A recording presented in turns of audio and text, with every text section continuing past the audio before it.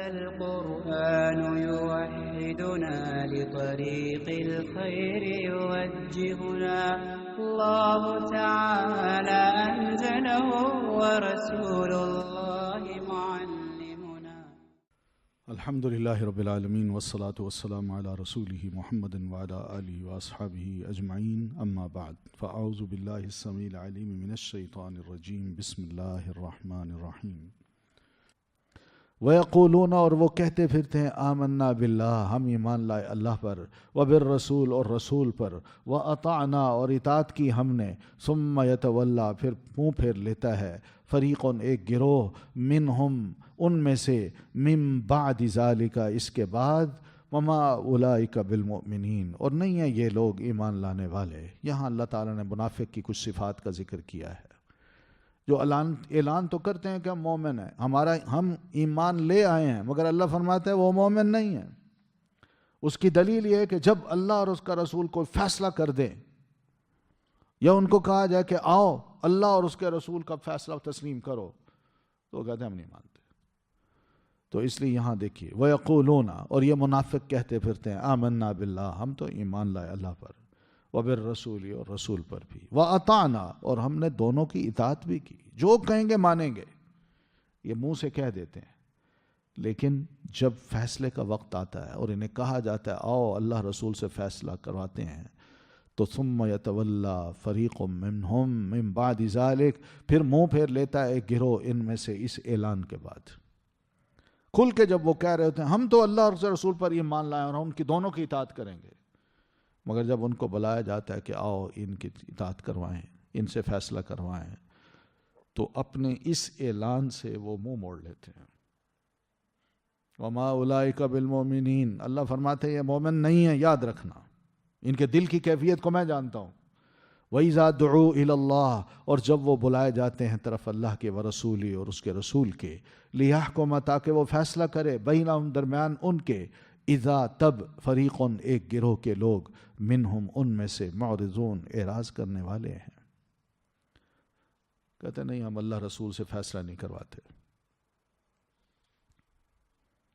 بس کا مطلب ہے کہ وہ اپنے دل کے اندر کفر کو، مکر کو اور سرکشی کو چھپائے ہوتے ہیں، بظاہر وہ اناؤنس کر رہے ہوتے ہیں کہ ہم مومن ہیں۔ تو یہ ایسا ایمان اللہ کو پسند نہیں ہے کہ بندہ نماز تو پڑھ لے، روزے بھی رکھ لے، مسجدوں میں بھی آ جائے، سب کچھ کر لے، مگر جب شریعت کے کوئی مسئلے ہوں تو بھئی آؤ شریعت یہ کہتی ہے، تو بندہ کہتا ہے میں نہیں مانتا۔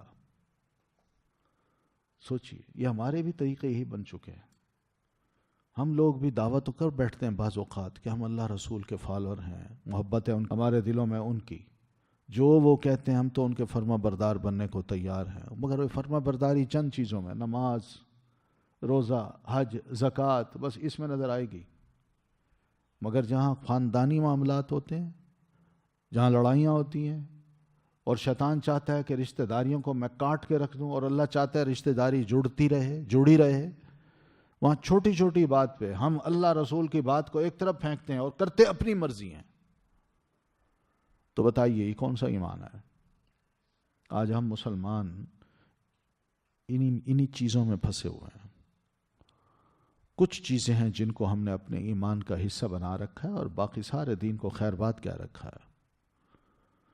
رسول اللہ صلی اللہ علیہ وسلم کے ہوتے ہوئے کوئی صحابی بھی ایسا نہیں سوچ سکتا تھا، کیونکہ اس نے یہ سوچا ہوا تھا کہ میں سب کچھ خیر بات کہہ کے آیا ہوں، تو اب اسلام میں نے پورے کا پورا داخل ہونا ہے، اس کو 100% الف سے لے کر یا تک جو دین کہتا ہے میں نے وہی کام کرنا ہے اور کوئی نہیں کرنا۔ اس لیے وہ تو رضی اللہ عنہم ورضوا عنہ بن گئے، مگر جنہوں نے دیکھا کہ یار دین بڑا بوجھل اس موقع پر یا اس مسئلے میں دین کا بوجھ برداشت کرنا میرے لیے ناقابل برداشت ہے، وہ دین کو خیر بات کیا بیٹھتا ہے، اور یہی منافق کا کام ہوتا ہے۔ جو پسند آئے میٹھا میٹھا ہپ ہپ، اور کڑوا کڑوا تھو تھو، یہ اس کا مزاج ہوتا ہے۔ اللہ فرماتے ہیں وَإِن يَكُنْ، اور اگر ہو، لَهُمْ، ان کے لیے، الحق و حق، یأتوا الیہ، وہ آتے ہیں طرف اس کے، مذعنین، مطیع و فرما بردار ہو کے۔ جب ان کو یہ پتہ چل جائے کہ اس میں ہمیں حق ملتا ہے، یا جو بات ہوتی ہے ہمارے حق میں فیصلہ ہوتا ہے، تو بڑے فرما بردار ہو کے آتے ہیں، جی ہم تو بس جو اللہ رسول کہتے ہیں ہم ماننے کو تیار ہیں. لیکن جب فیصلہ پتہ چل جائے کہ غلطی ہماری ہے اور فیصلہ ہمارے حق میں نہیں ہونا، تو اس وقت کہتے ہیں نہیں ہم اللہ رسول کے پاس نہیں جاتے، ہم عدالت میں جائیں گے. عدالت فیصلہ کرے گی، ملک کا قانون فیصلہ کرے گا.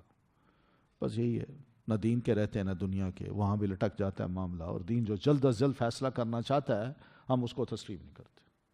آج دیکھ لیں طلاق کے مسئلے ہیں، حق المہر کے مسئلے ہیں، خلا کے مسئلے ہیں، عدالتوں میں پڑے ہوئے ہیں. عورتیں بیچاری ذلیل ہوتی ہیں، آتی ہیں، وہ لٹکی ہوئی ہیں، نہ ان کی شادیاں ہوتی ہیں. مرد شادی کر لیتا ہے، عورت بیچاری شادی نہیں کر سکتی جب تک کہ اس کو عدالت کی طرف سے لیٹر نہ مل جائے کہ ہاں تم اس سے فارغ ہو گئی ہو.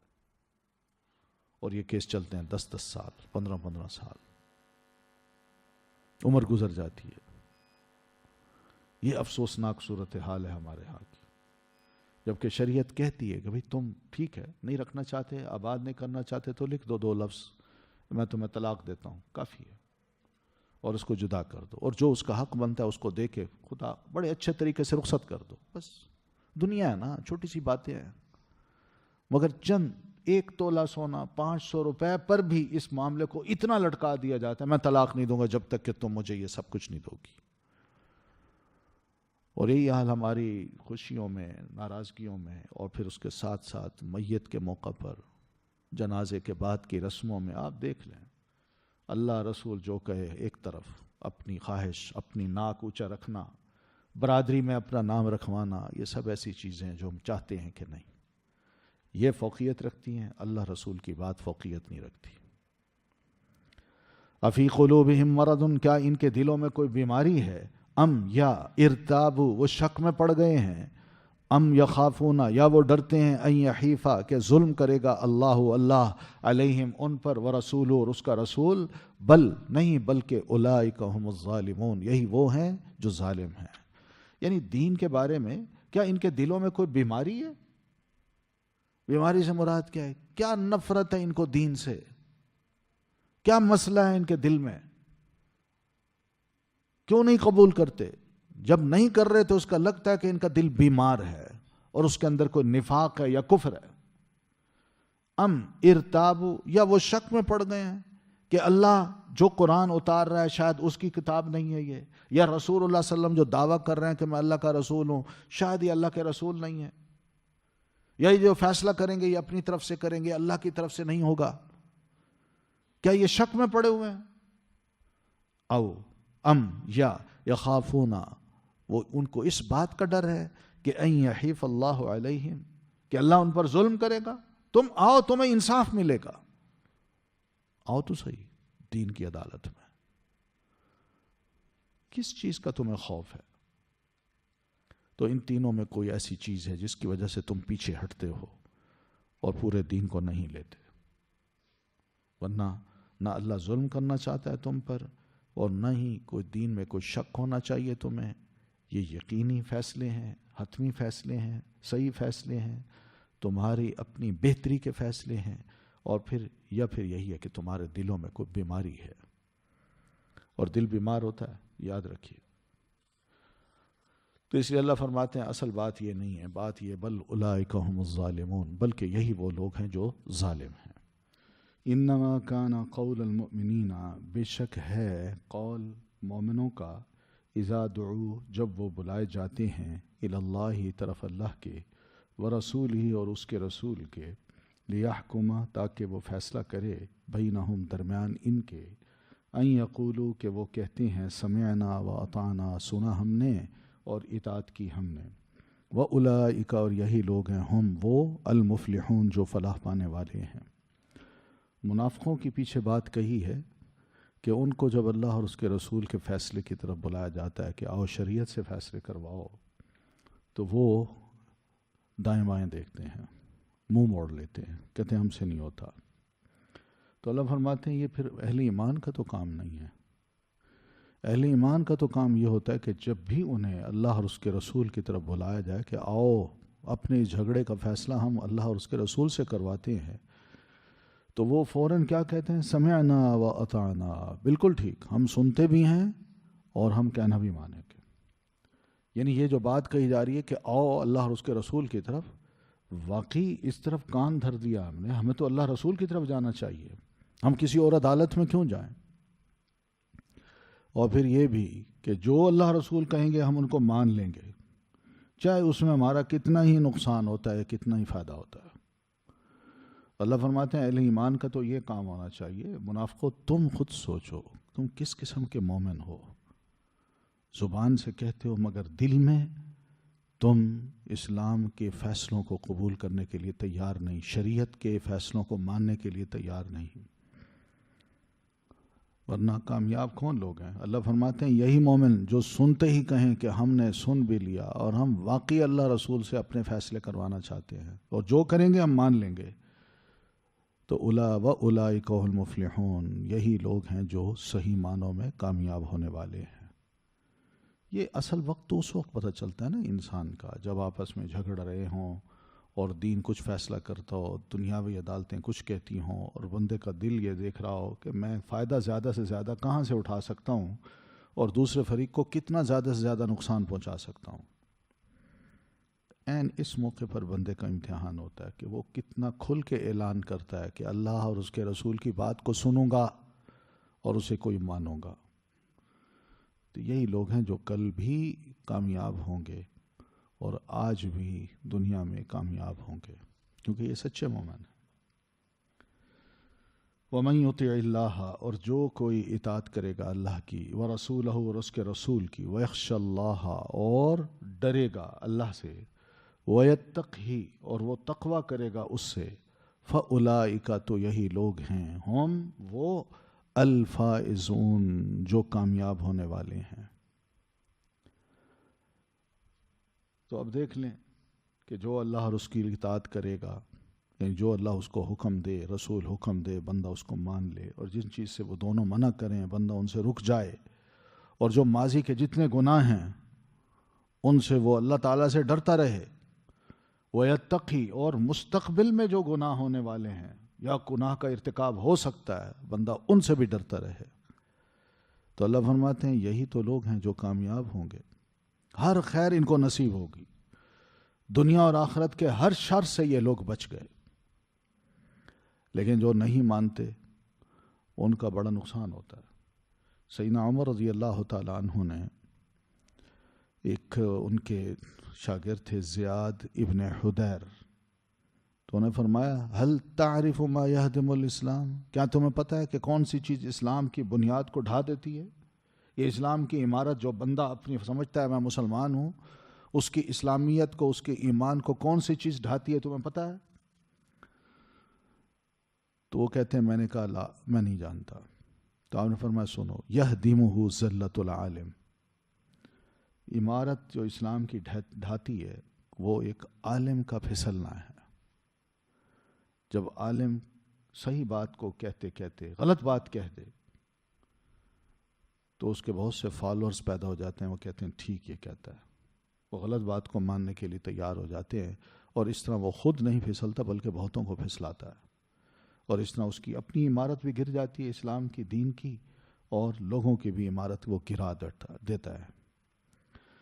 اور دوسری چیز وجدال المنافق بالکتاب، اللہ کی کتاب کے کوئی بھی فیصلے ہوں، منافق ان فیصلوں پر جھگڑتا ہے، لڑتا ہے، نہیں اس کا یہ مطلب ہے، اس کا یہ مطلب نہیں ہے، ہم نہیں مانتے اس مطلب کو، یہ اس کا مطلب ہم یہ لیں گے۔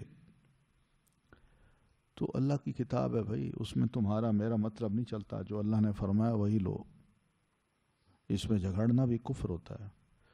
تو ایک منافق جب اللہ کی کتاب، رسول کی بتائی ہوئی باتوں کے فیصلوں یا رسول کے فیصلوں پر جھگڑتا ہے اور اپنی من مانی کرنا چاہتا ہے، تو یہ بھی اس کی اسلام کی عمارت بھی ڈھہ جاتی ہے۔ اور تیسرا وحکم الائمۃ المضلین، گمراہ لیڈرز جو ہوتے ہیں نا، ان کے جو فیصلے ہیں وہ بھی اسلام کی عمارت کو ڈھا دیتے ہیں۔ سیدنا عدی بن حاتم رضی اللہ تعالیٰ عنہ اسلام لانے سے قبل کا اپنا واقعہ سناتے ہیں کہ کہتے ہیں میں اتیت النبی صلی اللہ علیہ وسلم، میں نبی صلی اللہ علیہ وسلم کے پاس آیا، وفی عنقی صلیب من ذہب، میری گردن میں سونے کی سلیب تھی. فقالا، تو آپ نے مجھے فرمایا، یا عدی، عدی اطرح عنک ھذا الوثن، اس بت کو اپنے آپ سے اتار دو، پرے پھینکو اس کو. وَسَمِعْتُهُ يَقْرَأُ فِي سُورَةِ الْبَرَاءَ، اور میں نے آپ سے سنا کہ آپ نے جب مجھے یہ فرمایا تو ساتھ ہی یہ آیت پڑھی، سورۃ برات کی یہ آیت پڑھی جس میں فرمایا تھا اللہ تعالیٰ نے اتخذوا احبارهم ورهبانهم اربابا من دون اللہ، کہ انہوں نے اپنے احبار کو، اپنے علماء کو اور اپنے زاہد اور عابد قسم کے لوگوں کو رب بنا لیا اللہ کو چھوڑ کر، یا اللہ کے علاوہ ان کو رب بنایا ہوا ہے. تو آپ نے یہ آیت پڑھی. تو یہ کہتے ہیں کہ میں نے کہا اما انہم لم یکونوا یعبدونہم،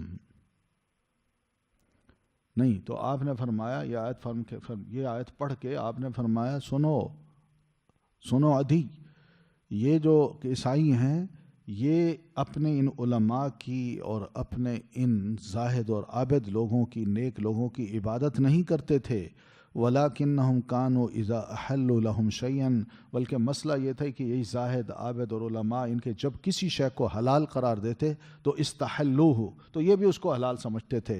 وَإِذَا حَرَّمُوا عَلَيْهِمْ شَيْئًا فَحَرَّمُوهُ، اور جب وہ علماء اور زاہد لوگ کسی شے کو اپنے اوپر حرام قرار دیتے تھے تو پبلک بھی کہتی تھی ہمارے لیے بھی حرام ہے.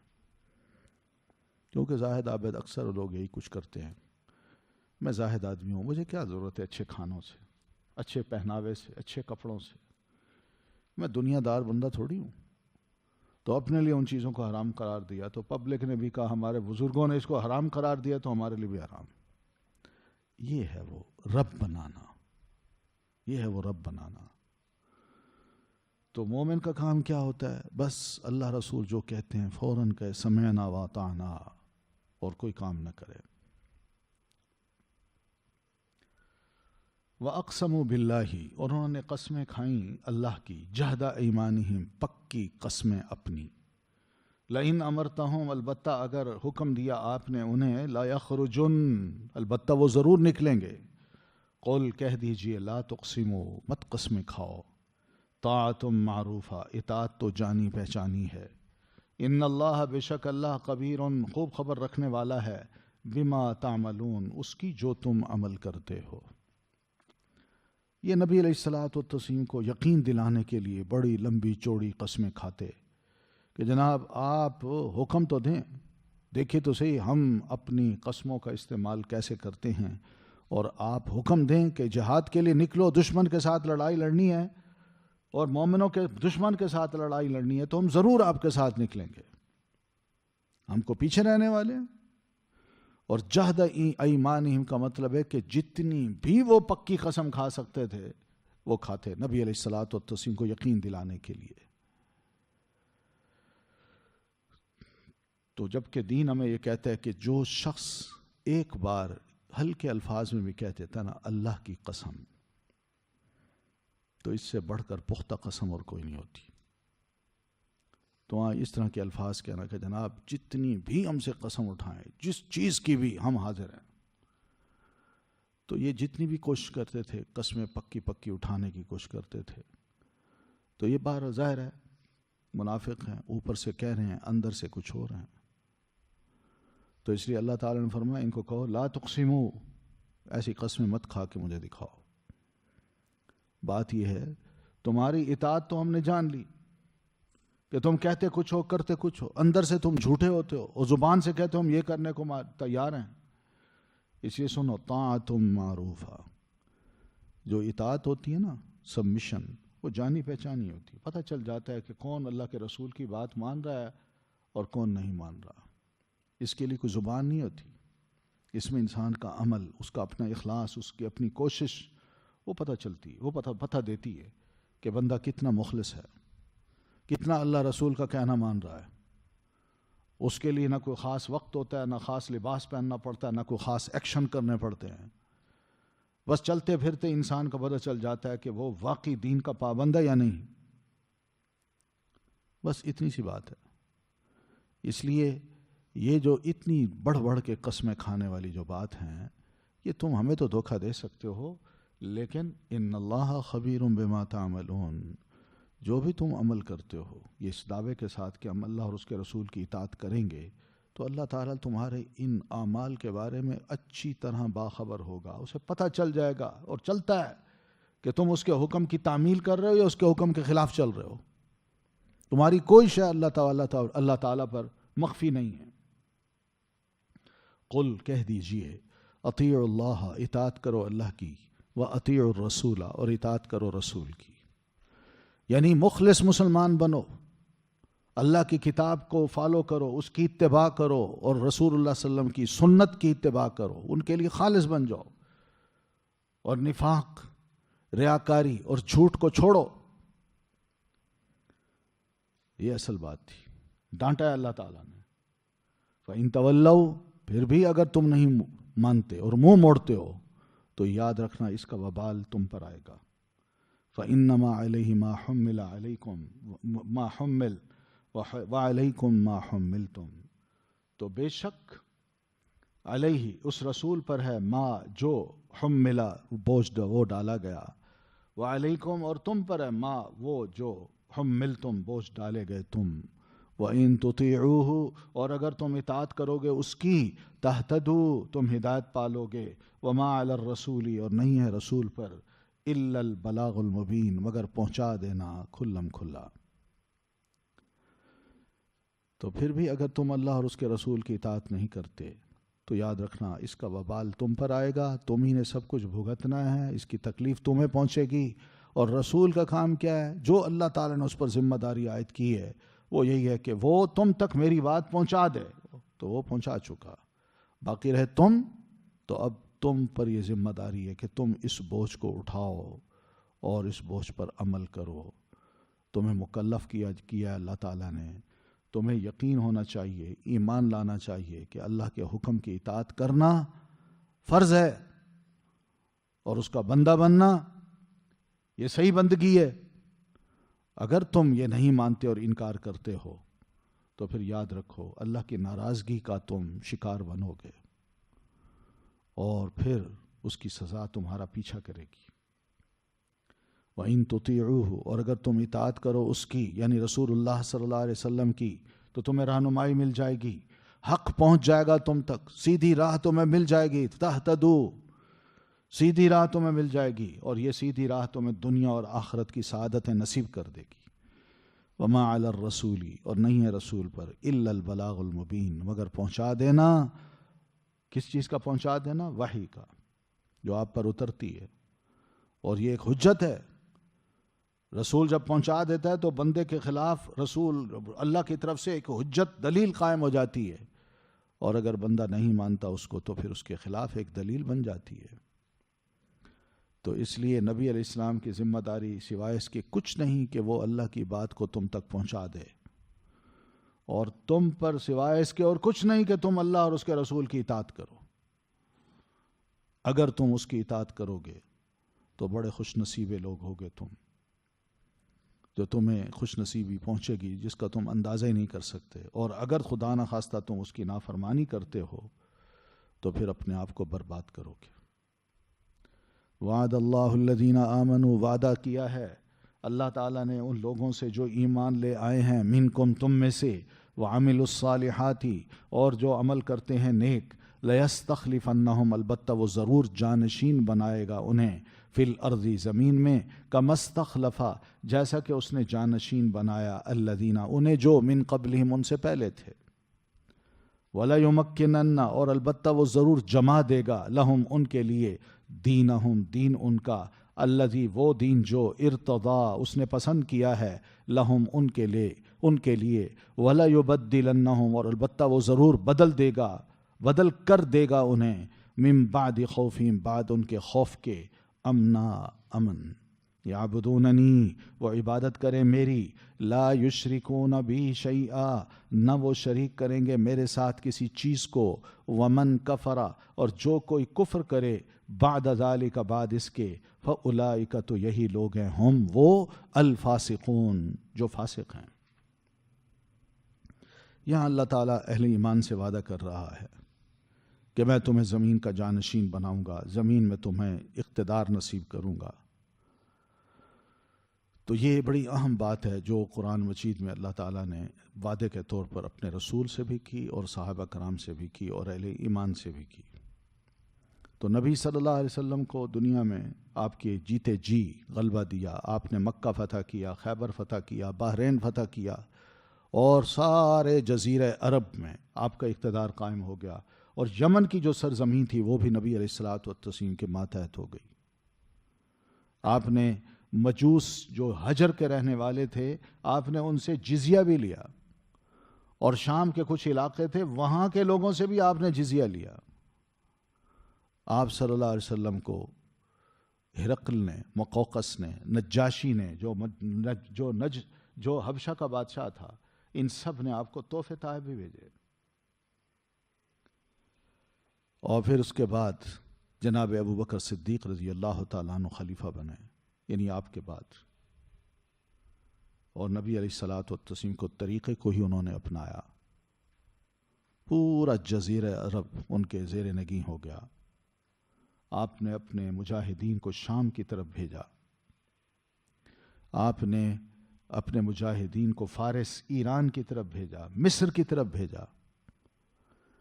شام فتح ہو گیا، دمشق فتح ہو گیا، بصرہ فتح ہو گیا، اور اسی طرح حوران کے کچھ علاقے تھے وہ بھی سیدنا ابو بکر صدیق کے زمانے میں فتح ہو گئے۔ پھر ان کے بعد جناب سیدنا عمر رضی اللہ تعالیٰ عنہ نے فتوحات کا سلسلہ اور بڑھایا۔ پورا شام آپ کے زمانے میں مسلمانوں کے قبضے میں آ گیا، اور اسی طرح پورا مصر، اور جو سپر پاور تھی اس وقت کی کسریٰ کی کنگڈم، اس کا بھی زیادہ تر علاقہ یہ مسلمانوں کے قبضے میں آ گیا۔ پھر سیدنا عثمان رضی اللہ تعالیٰ عنہ خلیفہ بنے۔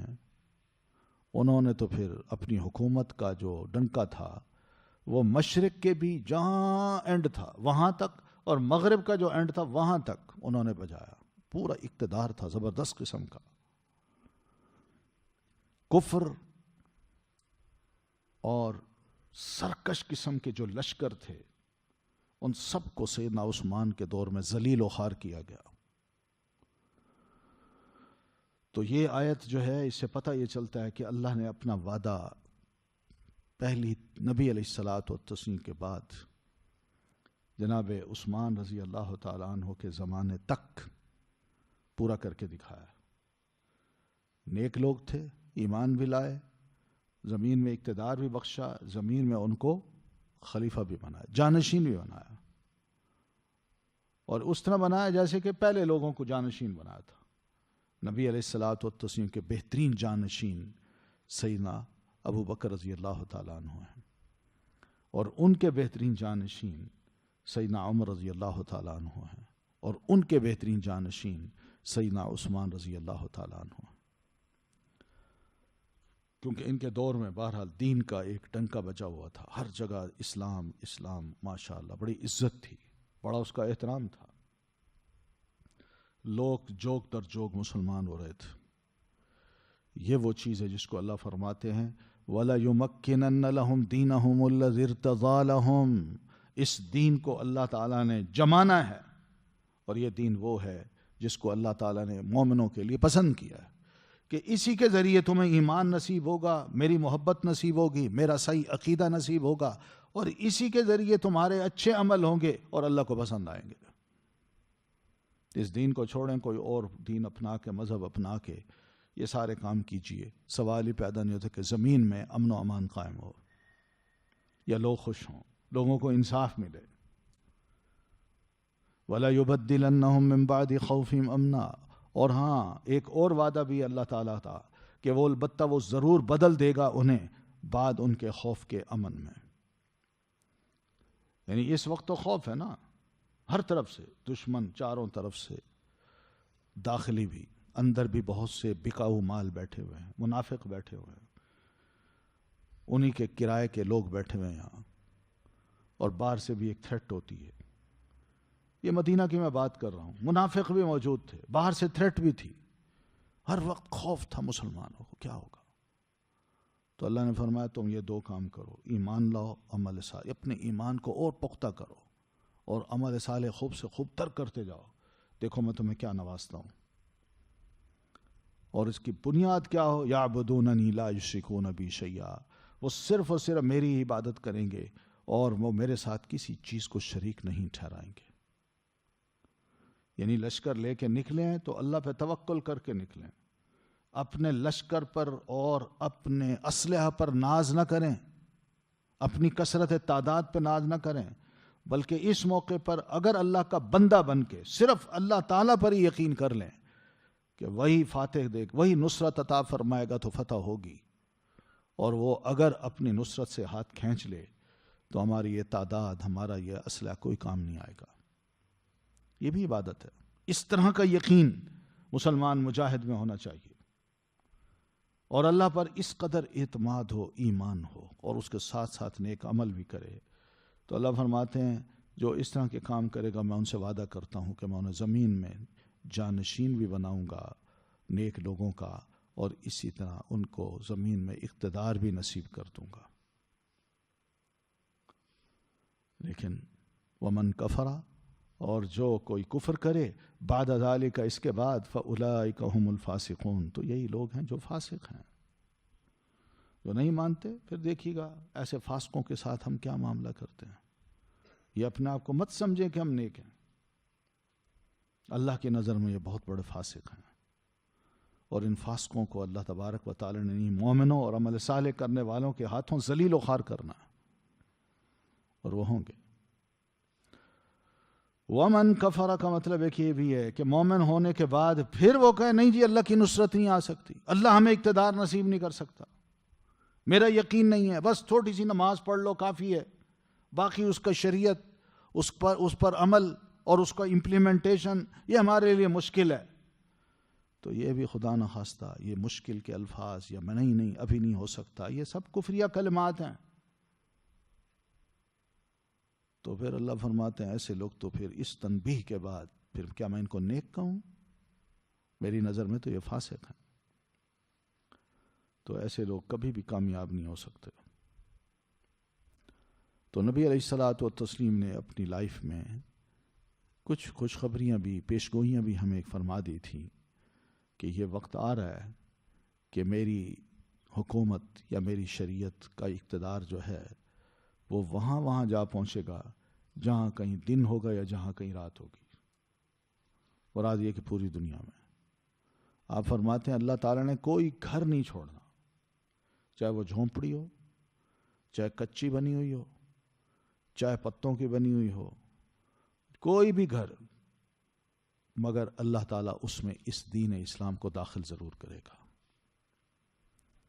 چاہے کوئی بھی کتنا اپنے آپ کو معزز سمجھے، اس کی عزت کے باوجود اس کے گھر میں یہ دین داخل ہوگا، وہ چاہے اس سے کتنی نفرت کرے۔ تو یہ عزت اللہ تعالیٰ اس شخص کو اسلام کی وجہ سے دے گا، اور کسی کو ذلت دینی ہے، شکست دینی ہے، تو اس شخص کو دے گا جو اسلام سے نفرت کرے گا، اور اللہ تعالیٰ وہاں بھی اس کو ذلیل کر کے اسلام کو عزت دے گا۔ تو یہ احادیث ہیں بہت سی جو پیارے نبی علیہ الصلوۃ والتسلیم نے فرمائی تھیں پیشین گوئی کے طور پر، اور اللہ تعالیٰ نے جن کا وعدہ قرآن مجید کی سائت میں کیا ہے۔ لہذا فرمایا انہی نیک اعمال میں وَأَقِیمُوا الصَّلَاةَ، اور قائم کرو تم نماز کو، وَآتُوا الزَّکَاةَ، اور ادا کرو زکوٰۃ کو، وَأَطِیعُوا الرَّسُولَ، اور اطاعت کرو رسول کی، لَعَلَّکُمْ تُرْحَمُونَ، تاکہ تم رحم کیے جاؤ۔ لوگو 5 وقت کی جو فرض نمازیں ہیں تم پر، ان کو ادا کیا کرو، ان کے پورے ارکان، واجبات، ان کی شروط، ان کی لمٹس کا خیال کرو۔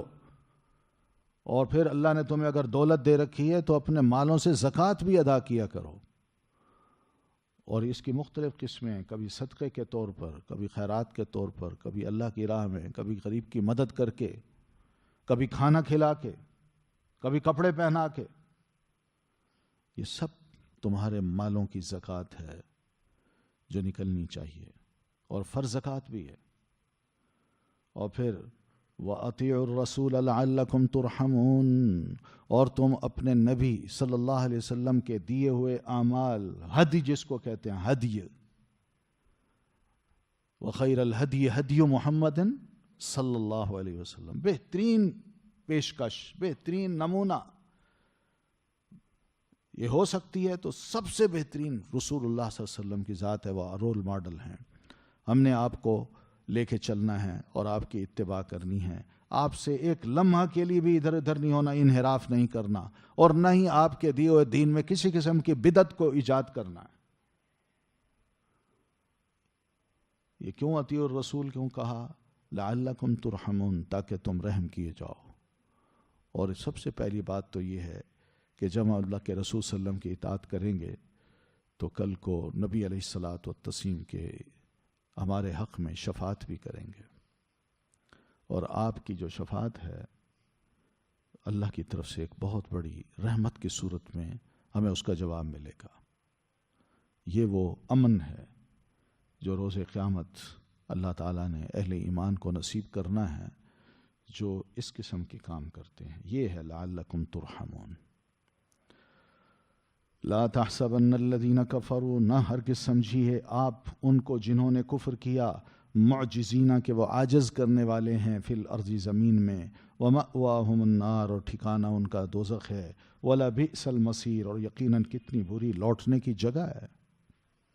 اللہ فرماتے ہیں یہ کفار کی حرکتیں دیکھ کے، ان کی عیش، ان کے ملک، ان کا رہن سہن، ان کے کپڑے، ان کی میٹنگز، ان کا آنا جانا، یہ سب ان کے ہتھیار اور ان کے جہاز، ان کے معلوم نہیں کیا لگژریس لائف، اس سے مرعوب ہونے کی ضرورت بالکل نہیں ہے۔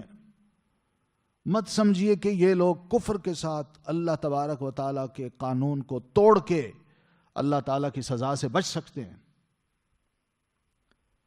یہ عاجز کرنے والے نہیں ہیں۔ سوال ہی پیدا نہیں ہوتا کہ اللہ تعالیٰ کے فیصلے کے مقابلے میں ان کی ساری سیکیورٹی کھڑی ہو کے اس کا دفاع کر سکے۔ اس لیے مومن، تمہارا ایمان اللہ تعالیٰ کی ذات پر بڑھ کے ہونا چاہیے۔ جو کفار کا اپنے ہتھیاروں پر یا اپنے لوگوں پر اور اپنی عیش و عشرت پر اور اپنی آمدنی پر جتنا ان کا یقین ہے، تمہارا ان سے کہیں بڑھ کر اللہ تبارک و تعالیٰ کی ذات پر یقین ہونا چاہیے کہ یہ سب چیزیں ان کی اتنی نصرت نہیں کر سکتی جتنی نصرت اللہ تعالیٰ میری کر سکتا ہے، بشرطے کہ میں ایک صحیح مومن بن جاؤں اور میں دین کی خدمت کے لیے اپنے آپ کو تیار کر لوں۔ پھر یہ بات بھی ہے کہ زمین میں کیا اللہ ان کو سزا نہیں دے سکتا؟ اللہ فرماتے ہیں میں دے سکتا ہوں۔ یہ کچھ نہیں کر سکتے، اللہ کا کچھ نہیں بگاڑ سکتے۔ وَمَأْوَاهُمُ النَّارُ اور ٹھکانہ ان کا دوزخ ہے، وَلَبِئْسَ الْمَصِيرُ اور یقیناً کتنی بری ہے لوٹنے کی جگہ۔ جانا انہوں نے وہیں ہے، تو ان کو کم از کم سوچنا چاہیے کہ ہم جو حرکتیں کر رہے ہیں اس کا آخر انجام کیا ہے۔ سبحانک اللہم و بحمدک، اشہد ان لا الہ الا انت، استغفرک و اتوب الیک۔